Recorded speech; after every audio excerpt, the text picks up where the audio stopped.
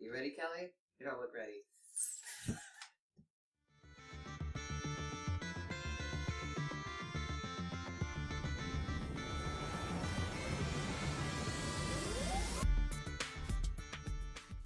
Hey, I'm Robbie. I'm Kelly. And we're from Hoosier Talk.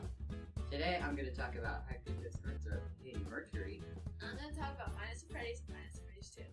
So my article came from naturalnews.com, and it says that over 30% of high fructose corn syrup contains mercury in it, which, if you don't know, mercury is a toxin that really hurt our bodies. So it says that over 30% of processed foods containing high fructose corn syrup also contain toxic mercury. And high fructose corn syrup is basically a syrup that's used in everything from ketchup to candy to even bread. So what I found was it says that a list of 55 consumer products tested as part of the second study shows that the worst offender is Quaker Oatmeal To Go, which contains 350 parts per trillion of mercury. Second on the list is Jack Daniel's barbecue sauce, manufactured by Heinz, at 300 parts per trillion. So what ways can we stop this? Well, the technology that's used to make corn syrup is outdated mercury salt technology. So basically, the process involves adding mercury-grade caustic soda that is used to make high fructose corn syrup. And without this, you wouldn't have any mercury at all. So what ways can you not get mercury in your food and possibly kill yourself? Just buy mercury-free high fructose corn syrup. There are some products that don't have them at all, so if you want to buy them, then just look around. I don't really know. They didn't say how to not see that there is mercury in it, but I'm trusting that there are some products that don't have mercury in it. You can find more information about this article and articles like it at heavymetals.naturalnews.com. And now over to Kelly. Yo, this is something that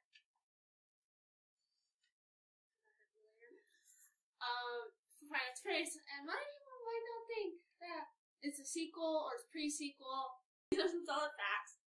And Five Nights at Freddy's 1 and 2, both the phone guys are still there. But as you remember, Five Nights at Freddy's 1, the phone guy dies at the 4th night. As he starts explaining that he wants to know about the suit and check inside of it. Until something comes and kills him. We don't really know what happens to him, but we're pretty sure he's dead.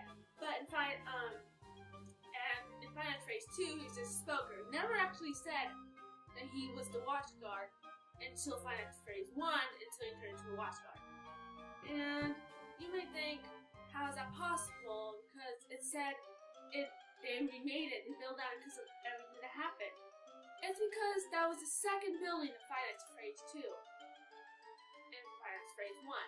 And in Five Nights at Freddy's 1, there was money problems. In Five Nights at Freddy's 2 also, but it's kind of strange. I'm going to try my best. They were already there, and they were destroyed and dismantled, but they used both dolls and the normal ones and put their technology together. And if you see, when you beat the 5th night and you get your check, it's 150 cents, which is cheaper for some reason. It says on the date 1987. And if you remember the bite of 87, this includes that it happened during or after this. But it happened during. Because they don't really start coming. Five Nights at Freddy's 1, it said they go only after the watch guards. And they're fine with kids. But not really human adults. Because if you do know that the kids are stuffed into that suit. 5-year-old kids. 5 kids. And you might want to understand how are they stuffed. The earlier night guard, and if you heard the first recording, the earlier night guard was moved to daytime.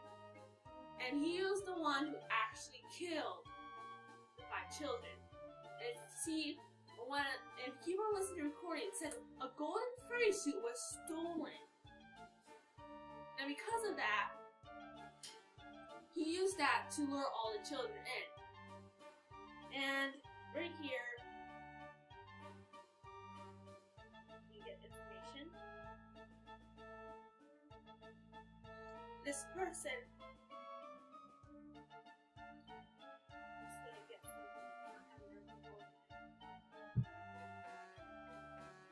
and that's most of the information. I'm not going to try anything because I feel like it's more because of the memory.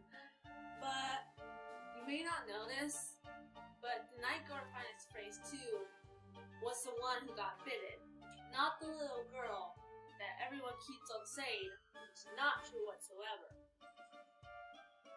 The bite 87 was because an employee, white night guard who was to day shift, was attempting to steal a 6th child, but it was stopped by Foxy, who set off for frontal lobe to protect the child. Because remember, they're still children, and they do not want any other children to go through the same suffering. Especially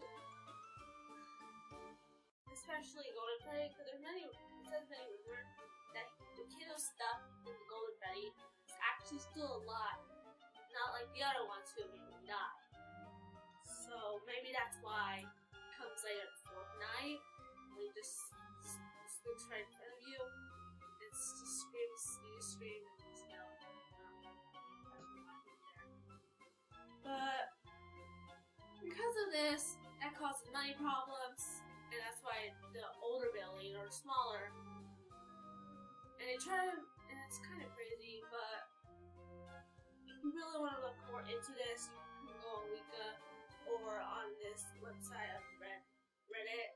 It has more facts about this, and this is the end. This is the episode. So today we talked about Mercury, and we talked about Freddy. So next week we'll probably have a lot more people here. Most of them couldn't make it. Problem. Well, one of them could. Yeah, one of them could, but you know, they didn't. So yeah. And like we promised, to make you a video on YouTube if people that actually interested in watching this. Here's the video. This is the best we can do. You've reached the end screen. Thank you so much for watching this episode of Hoosier Talk. I know we don't have the best camera or lighting, but we're working on it. We'll even have a green screen up by next week. By the way, have you subscribed to Hoosier Talk yet? You're only a few clicks away from finding out when new videos will be released, as well as helping Hoosier Talk grow. Also, check out my friend Anna's channel, where Bandcoots and Bronies unite. She'll be in